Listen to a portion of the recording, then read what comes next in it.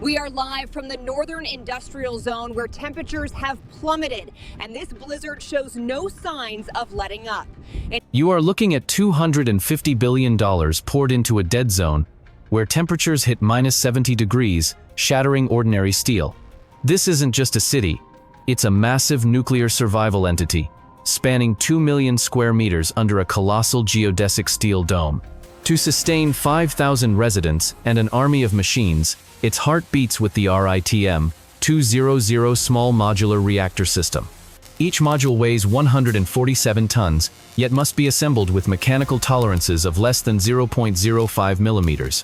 I want you to notice the foundation: 40,000 thermal thermosiphons driven 100 meters deep into the permanent permafrost layer. Why? Because a slight temperature shift melting the permafrost would cause this entire billion-dollar fortress to be swallowed whole. Look at these Siberian Titan mining machines. Their gear diameters reach 10 meters, designed to grind through solid frozen earth. The compression force of these hydraulic pistons equals the combined weight of 100 T-14 Armata main battle tanks. We are using special titanium-vanadium alloys, the only materials that won't become brittle under the assault of Arctic salt spray. Every weld on the reactor vessel undergoes full X-ray ultrasonic scanning to eliminate even the smallest microscopic air bubble. If a crack appears, the internal pressure of the reactor would turn this place into a nuclear disaster in 3 seconds. The supply chain starts in Severodvinsk, crossing 2,500 frozen nautical miles thanks to the Project 22220 nuclear-powered icebreakers. We transport modules weighing thousands of tons through the perpetual darkness of the Arctic winter using heavy-lift nuclear vessels. The power of human intelligence is challenging the limits of physics here, at the coldest and most unforgiving point on Earth. Inside the dome, a specialized closed-loop cooling system circulates 10 million liters of coolant fluid every single hour. This massive network of vibrating pipes ensures the core temperature remains stable despite the lethal cold of the exterior. Excess thermal energy is not wasted. It is redirected to heat the entire city through a high-pressure steam grid. I call this a perfect symbiosis between nuclear power and human survival in the most hostile environment known to man. But remember, in this dead zone, even a minor system failure could turn this paradise into an icy tomb. We are playing a high-stakes game with nature, using the ultimate engineering cards to keep the darkness at bay. Now, let's examine the heart of the shield, the lead-lined reactor containment vessel, engineered to withstand extreme internal pressure. The alloy used here is a secret blend of chromium and nickel, designed to prevent hydrogen embrittlement in sub-zero zones. Every hour, autonomous sensors perform millions of stress tests on these joints, detecting structural fatigue at the atomic level. If the pressure exceeds the safety threshold, automated relief valves vent superheated steam into specialized atmospheric condensers. The sound of the turbines is a constant roar, generating 300 megawatts of electricity to power the city's life support systems. Look at the electrical grid. Miles of superconducting cables submerged in liquid nitrogen to eliminate energy loss during transmission. Artificial sun lamps illuminate the indoor parks, allowing vegetation to grow while a blizzard rages outside the reinforced glass. Technicians in the control room monitor every heartbeat of the city, their hands never far from the emergency cutoff. This is a fortress built on precision. Here, the difference between life and extinction is measured in mere microns. Let us shift our focus to the logistics nightmare, transporting 1,000-ton modules across the world's most treacherous ice fields. These heavy-lift vessels are engineered with reinforced hulls, capable of slicing through 3 meters of solid Arctic ice. Every shipment is a high-stakes race against time before the winter freeze locks the sea routes for 6 straight months. At the unloading zone, giant specialized cranes with heated hydraulics wait to lift these iron giants onto the permafrost. The wind chill here can drop to -90, making steel cables as brittle as dry twigs if not properly treated. I want you to see the precision of the crawler transporter's massive multi-wheel platforms moving at just 1 kilometer per hour. Their laser-guided suspension systems compensate for every millimeter of uneven ice, preventing any vibration to the delicate reactor core. We are now witnessing the Great Union the moment a 40-ton structural beam is bolted into the dome's skeleton. The bolts used here are induction heated before tightening, ensuring a permanent shrink-fit seal as they cool in the Arctic air. Notice the welders. They work inside pressurized heated pods to maintain the integrity of the alloy's molecular structure. A single drop of moisture or a gust of cold air during welding would cause catastrophic microcracking in the seams. This is why the entire assembly area is shrouded in high-velocity hot air curtains, fighting back the encroaching frost. Look at the sheer scale of this beam. It's made of high-tensile Siberian steel, forged to flex without breaking under snow loads. The dome must support a weight equivalent to 3 Eiffel Towers, concentrated entirely on its outer reinforced perimeter. Every joint, every bolt, and every weld is a testament to human defiance against the crushing weight of the North. Beyond the steel skeleton, we must install the atmospheric membrane, a triple-layered polymer skin that traps heat while venting toxic gases. This membrane is reinforced with graphene threads, providing the tensile strength to withstand hurricane-force Arctic winds without tearing. I want you to see the air filtration units. They process millions of cubic meters, removing lethal frost and industrial byproducts.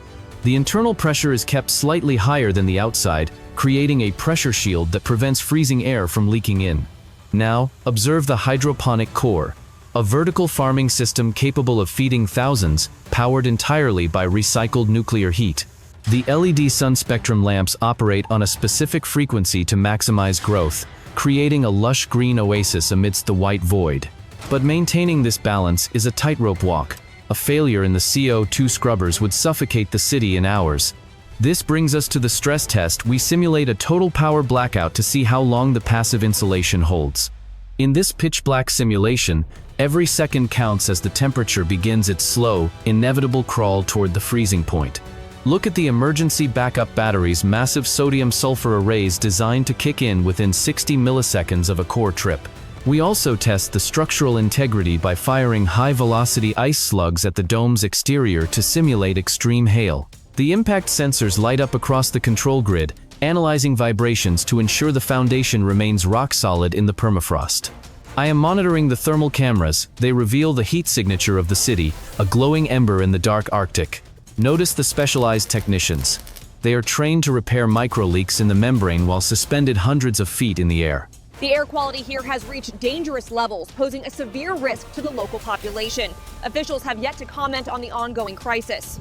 Now, we descend below the city streets into the subterranean mining complex, where the real purpose of UMCA is revealed. You are looking at a vertical shaft 300 meters deep, carved through rock and ice by thermal plasma drill bits. The goal: extracting rare earth minerals buried for millions of years beneath the Arctic's impenetrable frozen crust. I want you to see the automated drilling rigs. They operate without human intervention in the toxic, low-oxygen depths. The drill heads are tipped with industrial diamonds, rotating at 4,000 RPM to grind through the permafrost-infused granite. Notice the structural shoring. Massive steel rings expanding to counteract the shifting pressure of the surrounding ice. The heat generated by drilling is so intense that specialized liquid nitrogen jackets are required to keep the bits from melting. Look at the automated ore carriers. These electric behemoths move silently on magnetic tracks, hauling tons of raw material per trip. Every load of ore is scanned for radiation and mineral purity by laser spectrometers before reaching the processing plant. The underground acoustics are deafening, as the rock breakers use sonic pulses to shatter the hardest geological layers. I am monitoring the seismic sensors. They ensure our mining activity doesn't destabilize the city's massive foundation above. The processing plant uses chemical leaching tanks heated by the nuclear core to separate valuable elements from waste rock. Notice the waste disposal system. Slag is mixed with rapid, setting polymers to create high-density insulation for the city walls. This is a zero-waste industrial loop, turning the very earth we dig into the armor that protects us. We are carving a new future out of the ice, fueled by the relentless energy of the atom. But what happens when the impossible fails? We must prepare for the ultimate nightmare, a breach in the primary containment. I want you to see the core catcher, a massive ceramic-lined basin designed to safely contain molten fuel in a meltdown. The city's architecture is modular, allowing us to seal off entire sectors with massive blast doors in less than 10 seconds. Notice the emergency boron injection system. It can neutralize nuclear fission instantly by flooding the core with neutron-absorbing liquid. Look at the liquidators. Our fleet of autonomous robots designed to operate in high radiation zones where no human can survive. They are shielded by 3 inches of lead tungsten alloy, equipped with dexterous manipulators to repair critical cooling lines. The external dome is also equipped with automated foam cannons that can smother chemical fires with fire-retardant polymers. We are now performing a cryogenic stress test on the external seals, simulating a sudden breach to the Arctic vacuum. Listen to the roar of the emergency sirens. They are designed to be heard even through the thickest industrial ear protection. Technicians practice blind repairs in the dark, using haptic feedback suits to operate remote machinery with surgical precision. I am observing the evacuation protocols. Every citizen has a designated survival pod equipped with 72 hours of oxygen. The city's backup AI, Sibir, constantly calculates thousands of survival scenarios per second, optimizing the power distribution. Notice the reinforced airlocks. They use a dual-stage plasma sterilization field to prevent any radioactive dust from entering living quarters. In this fortress, safety is not a feature. It is a relentless, exhausting obsession that dictates every breath we take. We have built a heaven in the heart of a frozen hell, but we must never forget the fire that powers it. We have finally reached the absolute verification phase, where every single micron of this billion-dollar fortress is scrutinized for even the smallest structural flaws. I want you to see the ultrasonic drones. They crawl over the dome's exterior like metallic insects, detecting invisible stress fractures through the thick alloy. Every single bolt on the primary cooling ring is tightened with a specialized smart wrench that logs the exact torque into the city's permanent digital ledger. Look at the liquid crystal sensors embedded in the reinforced glass. They change color to warn us of even the slightest atmospheric pressure leak or change. The reactor fuel rods are being lowered now, a delicate dance of extreme precision involving magnetic grapples and zero-friction guidance rails deep within the core. The cooling water is purified to a level of ultra-purity where not a single mineral ion remains to interfere with the critical heat transfer process. Notice the specialized air quality lasers. They shoot beams across the dome's interior to detect even a single molecule of radioactive isotope escaping the containment. We are now performing the cold start sequence, testing the massive turbine's response as they ramp up from 0 to 3000 RPM in seconds. The vibration is intense. Every floor and wall is designed with sophisticated harmonic dampeners to absorb the massive energy generated by the city's heavy machinery.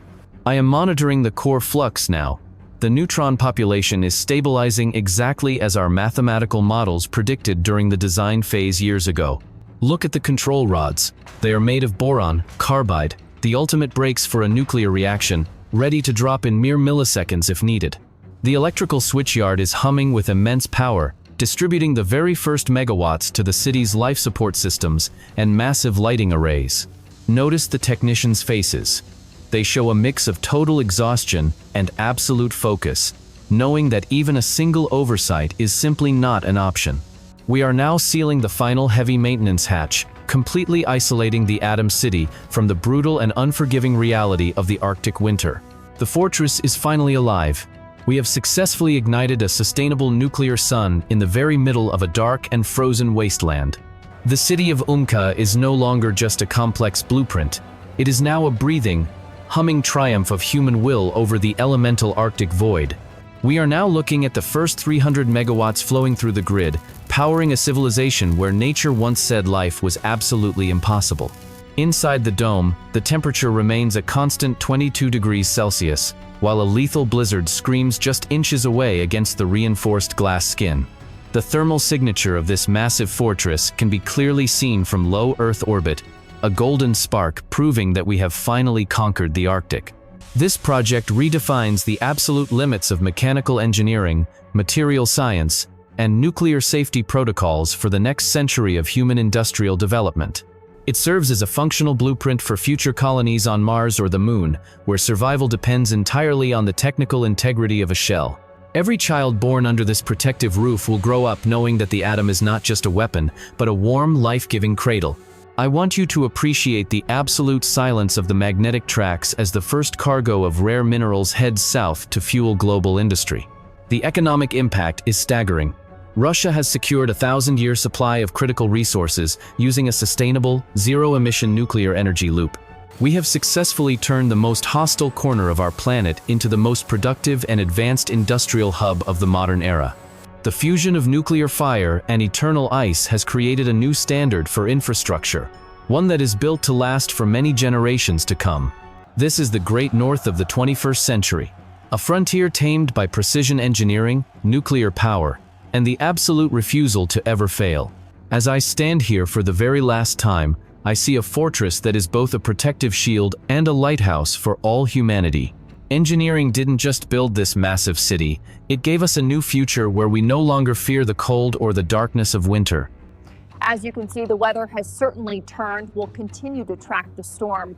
Reporting live, I'm signing off.